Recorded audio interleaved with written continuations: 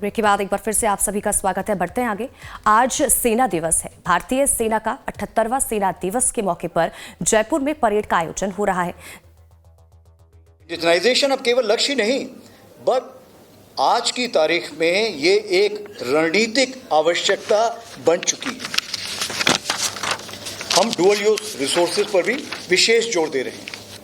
ऐसे संसाधन जो मिलिट्री और सिविलियन दोनों उद्देश्यों के लिए उपयोगी हों, जो इंफ्रास्ट्रक्चर, टेक्नोलॉजी और इनोवेशन सेना के लिए विकसित हो, वह देश के समग्र विकास में भी योगदान दे। भारतीय सेना एक फ्यूचर रेडी फोर्स के रूप में आगे बढ़ रही है।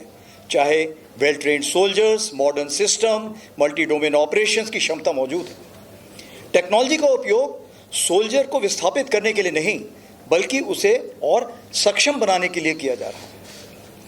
अब तक की प्रगति को आगे बढ़ाते हुए अगले 2 वर्षों को सेना ने एयर्स ऑफ नेटवर्किंग और डेटा सेंट्रिसिटी के रूप में अपनाया है। इससे कनेक्टिविटी, इंफॉर्मेशन फ्लो और डिसीजन मेकिंग और बेहतर होगी। आज की परेड परंपरा और परिवर्तन का सुंदर संगम देखने को मिला। नेपाल आर्मी बैंड ने हमारे प्रगाढ़ संबंधों को दर्शाया, जबकि नई इकाइयों की भागीदारी ने सेना की उभरती शक्ति को प्रदर्शित किया।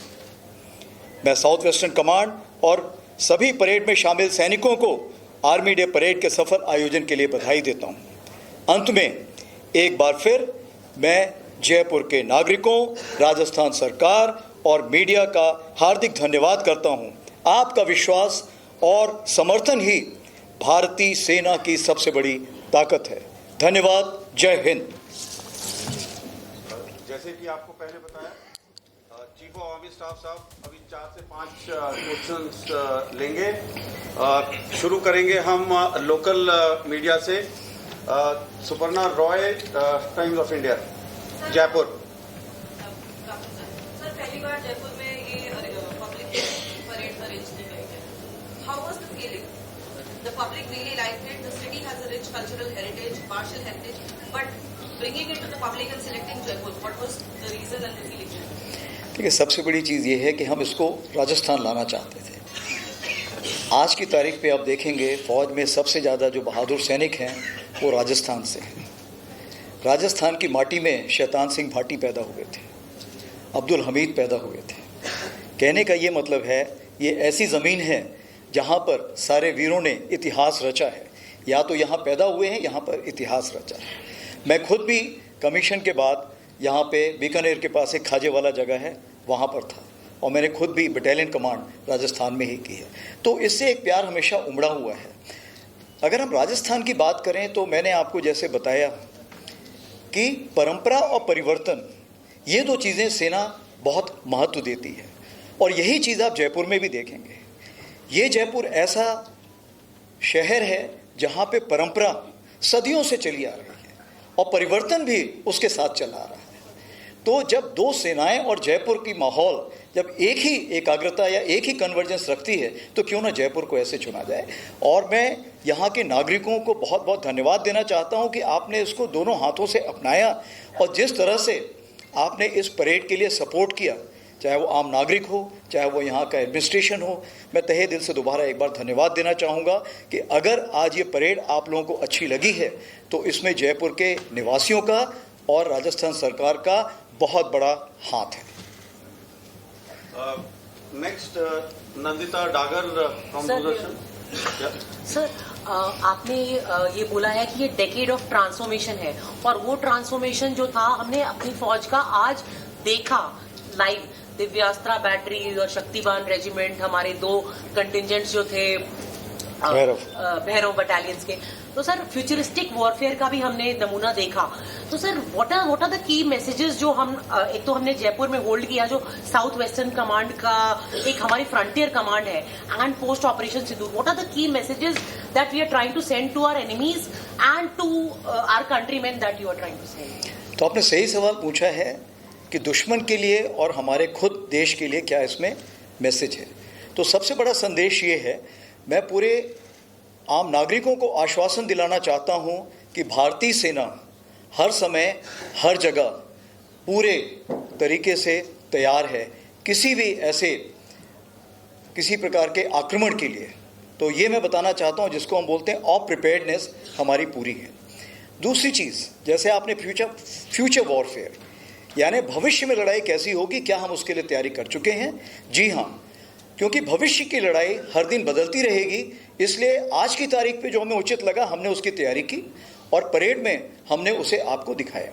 आगे आने वाले दिनों में हम ऐसी तैयारी और बढ़ाते रहेंगे।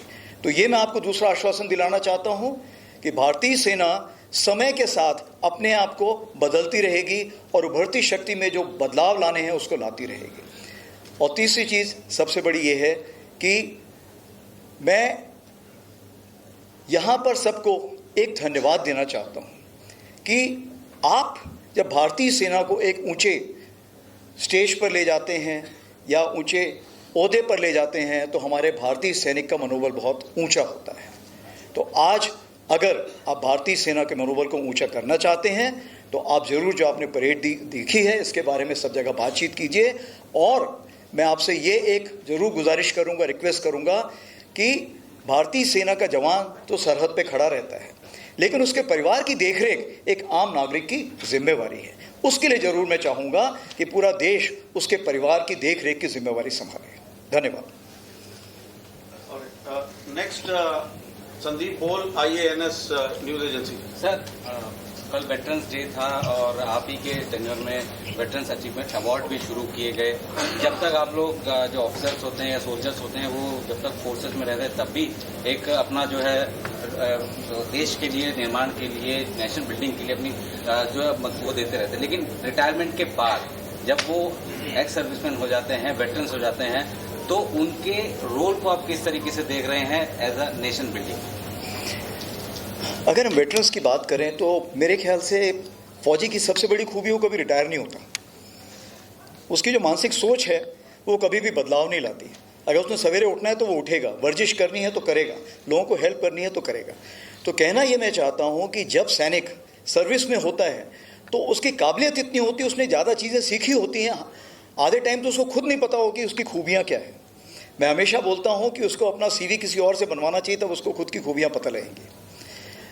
जब सोल्जर वापस रिटायरमेंट के लिए जाता है या दूसरी इनिंग्स के लिए जाता है तो उसकी जो खूबियां हैं वो उजागर करने के लिए हमने ये अवार्ड शुरू किया है।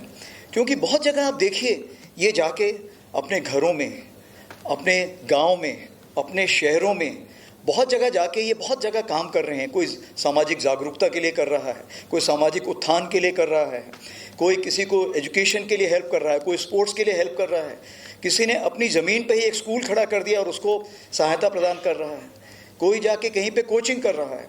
तो कहने का ये मतलब है कि नेशन बिल्डिंग का कोई भी आप मापदंड देखेंगे उसमें आप पाएंगे कि फ़ौजी वहाँ पर ज़रूर खड़ा हुआ है। तो हमारा सिर्फ यही था सेना का ये कहना कि हम उस फौजी तक पहुँचें और उसके काम को हम एक्नॉलेज करें कि आपके काम को हम सम्मान करते हैं और आपको सैल्यूट करते हैं। उससे सबसे बड़ा फ़ायदा ये है कि देश में उसका जो काम है सबको नज़र आता है। और मन की बात में भी आपने देखा प्रधानमंत्री जी ने भी कई ऐसे हमारे सेवानिवृत्त हैं जिनके बारे में मन की बात में जिक्र किया है। एजेंसी से और कौन है? PTI ऋषिकेश। तो जैसा आपने मेंशन किया सर, भैरव बटालियन का या न्यूली जो रिस्ट्रक्चर है या ऑर्गेनाइजेशन का, तो ये जो ऑर्गेनाइजेशन है क्या how these organisations will enhance our capability to fight new age wars और even win new age wars? तो जो आपने सवाल पूछा है कि ये जो हमने नए ऑर्गेनाइजेशंस खड़े किए हैं ये हमारी जो एफिशिएंसी है लड़ाई की उसको कैसे बढ़ा सकते हैं। तो सबसे पहले हमने देखना है कि रूस और यूक्रेन वॉर में हमने क्या सीखा। सबसे बड़ी चीज़ ये है कि हम किसी भी युद्ध की लंबाई के बारे में बता नहीं सकते हैं, वो 4 दिन ऑफ सिंदूर जैसे चलेगी या 4 साल यूक्रेन रशिया वॉर जैसे चलेगी।